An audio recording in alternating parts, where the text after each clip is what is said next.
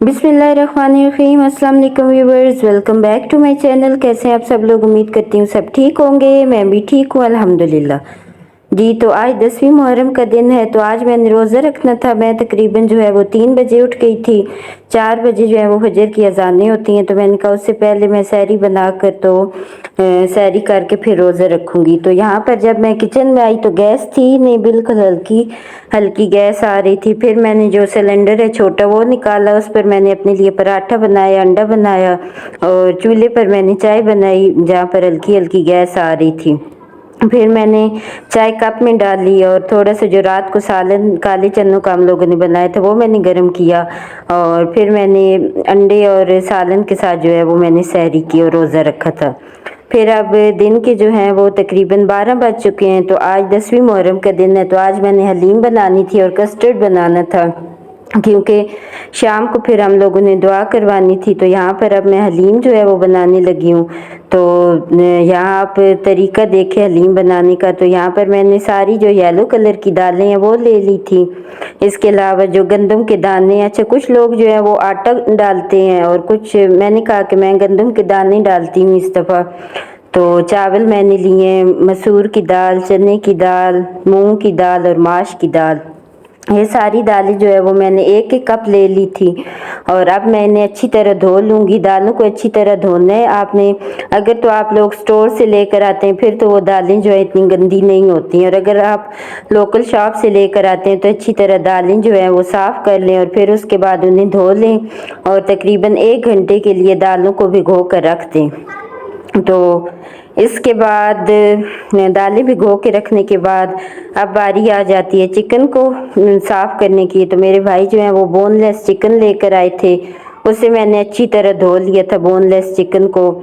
थोड़ा सा नमक और सिरका डालकर मैंने चिकन को धो लिया था। यहाँ पर अब मैं नमक डालूंगी थोड़ा सा और सिरका। इससे ये होता है कि चिकन के अंदर जो स्मेल होती है वो सारी ख़त्म हो जाती है और चिकन जो है वो सही धुल जाता है, खून वगैरह जो है वो अच्छी तरह जो है वो बाहर निकल जाता है।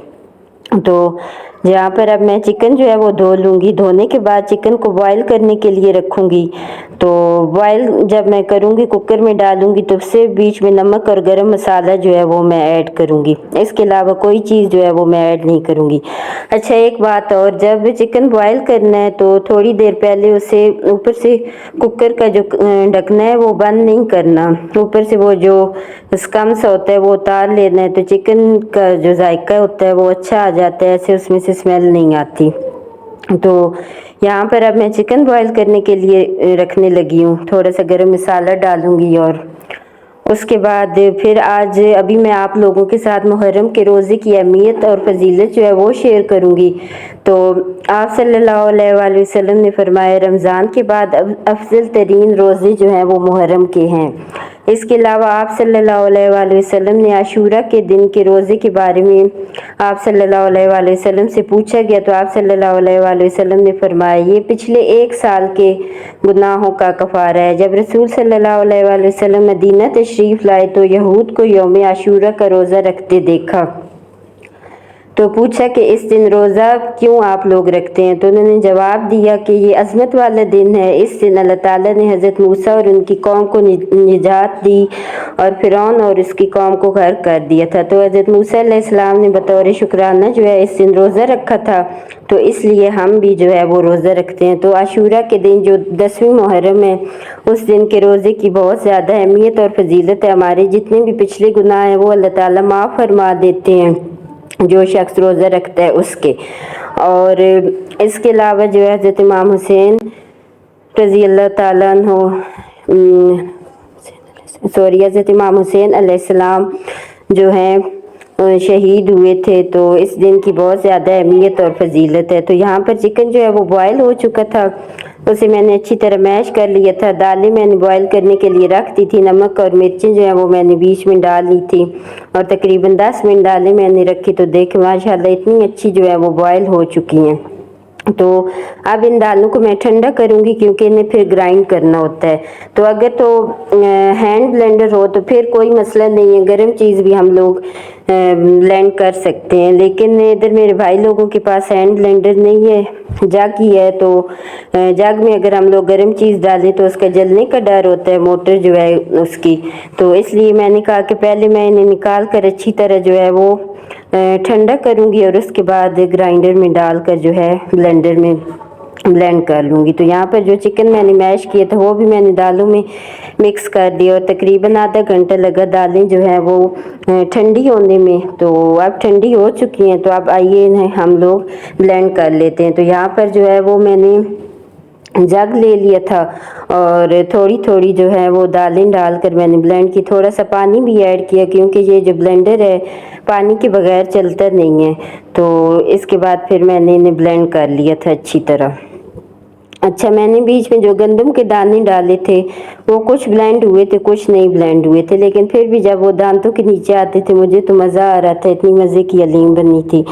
तो यहाँ पर सारी दालें और चिकन जो है वो मैंने ब्लेंड कर लिया था। देखिए कितनी रेशेदार जो है वो हमारी हलीम बनी है।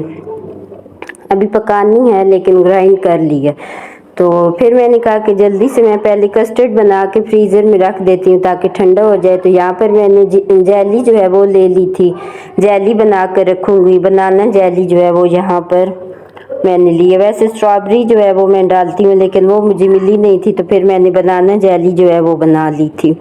तो यहाँ पर 1 कप तकरीबन पानी लेकर 1 पैकेट जेली का मैंने उसमें डाल लिया था, मिक्स किया था और फिर जो है वो ट्रे में डालकर उसे अच्छी तरह जेली को मैंने कर लिया था। तो यहाँ पे ट्रे में डालकर मैंने फ्रिज में रख दी थी जेली ताकि ठंडी हो जाए और जम जाए।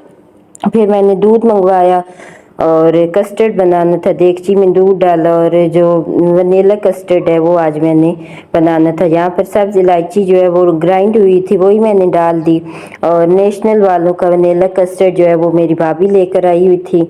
तो मैं जो है हमेशा, कई लोग ऐसे करते हैं कि नीम गर्म दूध में कस्टर्ड मिक्स करके उसे फिर बनाते हैं, लेकिन मैं जो है पानी में कस्टर्ड डाल के और फिर दूध में डालती हूँ और साथ साथ मिक्स करती रहती हूँ।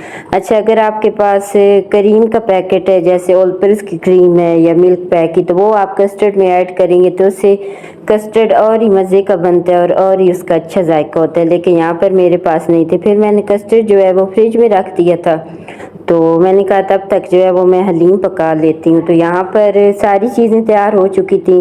प्याज मैंने काट लिए थे, अब मैं प्याज़ों को फ्राई करूँगी और इनमें से आधे प्याज जो है वो मैं निकाल लूँगी क्योंकि फिर जब हम लोग हलीम खाएंगे तो ऊपर गार्निश करने के लिए इसे यूज़ करेंगे।